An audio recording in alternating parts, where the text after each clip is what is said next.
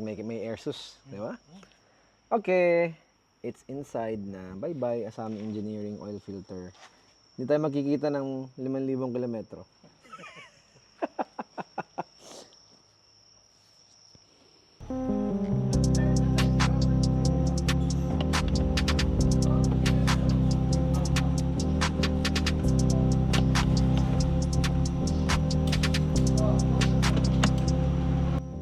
Yun lang. Sam! Tinakloban natin yung ano. Brother. Tinakloban natin yung ano ng gamit. 5,000 kilometers. Agad. Isang buwan. Ito yung filter. Ano yung ano? Ang labnaw, no? Sobrang yan. Kaya nga eh. Gulat na ako. Dapat yan na. Kaya sininsuel ko na. Lalo na 40. Pag 40, ginanyan mo, ilang beses na ako. Tsaka pansin mo, hindi siya parang hindi siya parang honeybee. Yun nga, yung sinasabi ko. Pag yan binuksan mo, dapat yan malatayan. Bagsak natin. Kaya nga, ang labnaw. Parang tubig. Di ba 20 ginamit nila rito? Hindi ko sure eh. Si Lucas na nagpalit eh. So, Picture ang mga sure brother. When we were at Daikoku, we actually met with a Japanese manufacturer, an inventor, a mechanical engineer, a fellow engineer like us. Okay? His name is Asami, Asami-san, Satoru Asami. Nice to meet you. He is the owner of Asami Engineering. Okay? A good friend of us, Gianluca, actually interviewed him while he was in Daikoku. So what's your name and what car do you drive? My name is Satoru Asami. I drive this BMW E36 318 IS M44 swapped. And I heard Asami Engineering makes really good oil filters. Thank you very much. I produce this kind of permanent oil filter for tuning, and it makes your car faster like about 10% or so. Thank you so much, Mr. Asami. Thank you very much. Please enjoy. He actually manufactures and invents and produces a high-flow oil filter. He was like, if I can get horsepower from my air filter by putting a high-flow air filter and by putting a high-flow exhaust, I can get more horsepower. Why not a high-flow oil filter? And that is actually what he is selling. Sige nga, brother, can I see the oil filter? So Asami Engineering's oil filter, let's get that in focus. Okay. This is for our specific car. It's actually a permanent oil filter. He said, according to him, that you don't have to replace it. You just have to clean it. But us, I think for me, I would replace it, but as Sam said, maybe not permanently, maybe prolonged, like 20,000 kilometers, 30, because it's still a mesh that will probably need to be, replaced, just like any oil filter. But ideally, if you don't really care and you just want to clean it forever, this will actually work. So, let's see our oil filter. So sabi ni Sam, kaya daw bumipit-pit yung mesh. Nagwi-wave yung mesh ng oil filter natin kasi barado na to. So, hinihigop niya pa rin. So, siya tama yung haba nito. May konting deformity na siya. So according to Sam, my oil filter is very fucked na, no? Sobrang dumi na. Sobrang dumi. Tigas. Tigas na rin. Hindi na siya papel. Wala na, luto na. Okay. Lumagpas na ng 10,000 kilometers yan. Wala na nga. So, with this, ideally, we probably can get more horsepower by getting more flow. Naniniwala ka ba sa sinabi niyan yan? Oo. Tama ba? Tama. Pero hindi ako... Hindi ka naniniwala na dapat habang buhay to. So, sabi mo is, paltan lang siya maybe after 15, ganun? Pwede mo siya mga... Kasi, 2 to 3 times, ganun. no. Kahit mga 4 to 5. Pero papaltan din. Papalit. Dahil nun, Ito yung sinasabi ko. Dahil yan, pag tumagal yan, magbibitak-bitak yan. So, may cause na sumama yan sa langis mo at magbara. Ayun o, yan din o. Yun na. Yan din o. Yun na. So, Sa filter niya, walang problema. Ang problema niya, yung yung naghahawak ng filter. So, at least, di ba? Dapat siguro ang advertising nila is long life oil filter. Para siyang K&N filter. Hindi Hindi siya nahuhugasan, pero hindi siya forever. Okay. But, let's see. Kung natin kung tama ba yung sinabi ni Boss Asami na ito po ay magiging mas mabilis. Feeling ko naman tama. I mean, ako, yun ang tinanong ko sa kanya agad eh. So, how does it work? And sinagot niya ako. And ako, as an engineer, as a fellow engineer, I know my fluid mechanics. Fluid dynamics is one of my, fluid mechanics is one of my favorite subjects in engineering. So I'm an electrical engineer, but I'm no mechanical engineer, but I do love my fluid dynamics, fluid mechanics discussion. Okay, so he answered by just giving it more flow, you are relieving parasitic loss sa kotse mo. So, let's see. Malalaman natin. Okay, so hinihigop ni Boss Sam yung mga natira. Kasi hindi yan makukuha, no? So yung ibang shop, hindi na kinatanggal yan. Hindi. Wala silang pake. Wala silang pake. Makikita mo ba? Nope. Diba? Yun na yun. Kaya pala may ganyan ka. Sa pansin ko nga, sobrang itim nito laban doon sa nasa loob pa. Okay, learning. Good. So, nakakatuwa kay Mr. Satoru, kay Asami. Lagi siya nakatambay sa Daikoku. And, actually, kaya ako bumili sa kanya.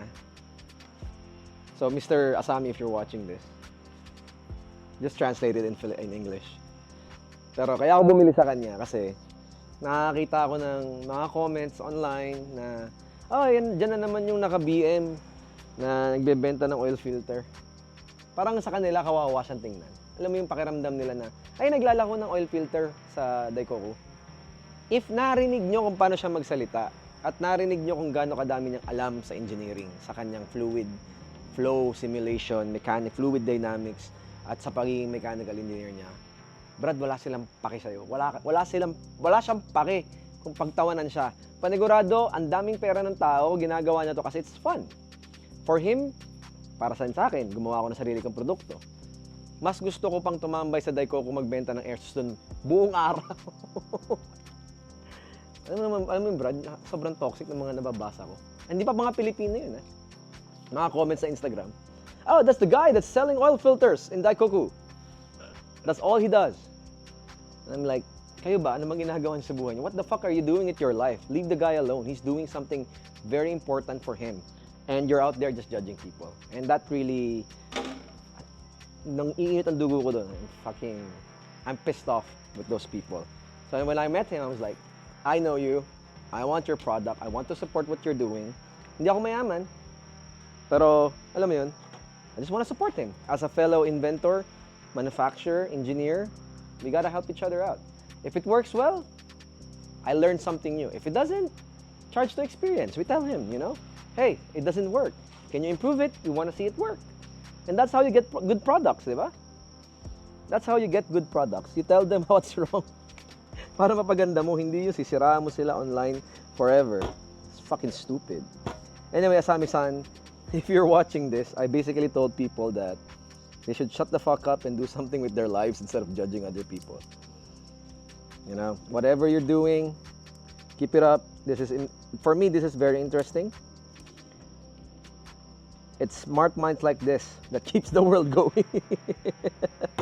So let's put it in. Let's rip this up mamaya and then let's see. It is inside na. Paano natin makikita? Matatanggal. May iiwan mo ba siya doon para mapicturean lang natin? Okay. Siyempre, supportahan natin si Tatang. Bago ko siya ilagay. Tusok mo muna. Tusok ko muna. Ayan. May airsus, di ba? Okay. It's inside na. Bye-bye, Asami Engineering Oil Filter. Hindi tayo makikita ng 5,000 kilometro.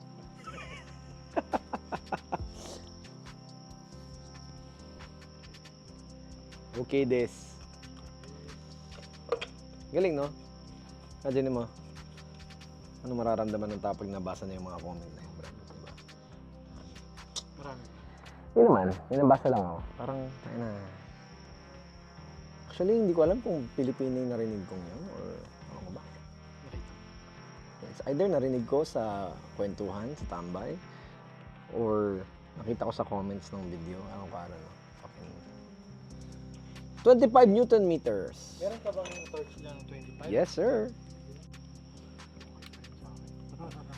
Bili muna akong bago.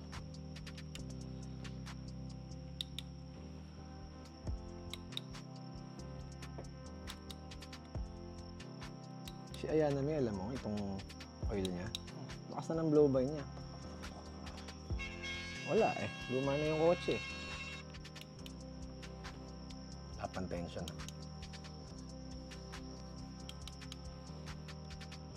Yeah, torque mo, boss. What? Ano yan? Yung iba nga, hand tight lang. Yo. Max, Porsche mechanic na! Let's go! Men, mag-uulan ng Porsche, lahat ng RWB. O, dito kayo pumunta kay Sam. Diba? Nakay! Nakay, dito ka na.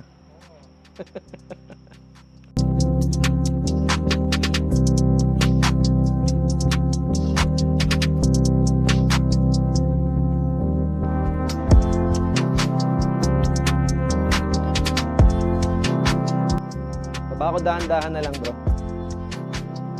Chill-chill lang ako ng baba. Try. Check. Shoot nga ba dyan?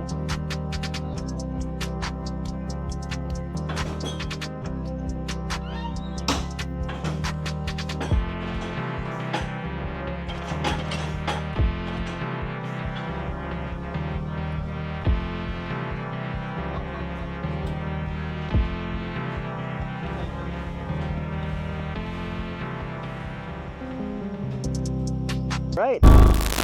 Salamat Sam, salamat Asam Engineering for the change oil and the oil filter. Drive natin mamaya. And just a quick vlog, maintenance. Malaki pa tayong gagawin. As per Sam, we still need to do the oil filter, air filter, cabin filter, spark plug, water pump, serpentine belt, pero nasa Pilipinas pa yung piyesa namin. And gusto kong ayusin muna yung ibang auto dito bago sa akin. And we have to prep the car for clean culture. Siguro dapat before clean culture, okay na lahat, no? Anyway. Oh, tatlong. Wala pa, isang buwan pa. Okay. We'll clean up and then let's drive this car home. Sige. Ano may gusto kang kainin? Sige. Aga dyan, Mika. Ay, Mika na niya. Chicaplex. Chicaplex, ang logo ng Chicaplex, bro. Ano eh? Pusa. Deer. Oh, kaya nga Chicaplex. Yung logo ng kanilang kumpanya, Deer.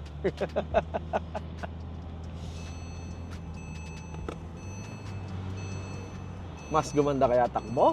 We'll see. Pero right off the bat, tahimik makina min. Ang ingay na nung makina ko eh. Ano siya, no? Parang gumaang. Oh. Ayokong hiyatan yung si Mia sa likod. Saka na baby ba? Ano na lang tayo? Kami na lang ni bukas si Daddy, hahatawin namin itong auto. So that's the video. Thank you so much for watching. Asami-san, thank you so much sa iyo. Sam, thank you. Nice to be here in Japan again. And what a way to start. I'll see you guys in the next episode. Bye. It's been Kai from Engineering and you're watching Fitment TV. Bye-bye.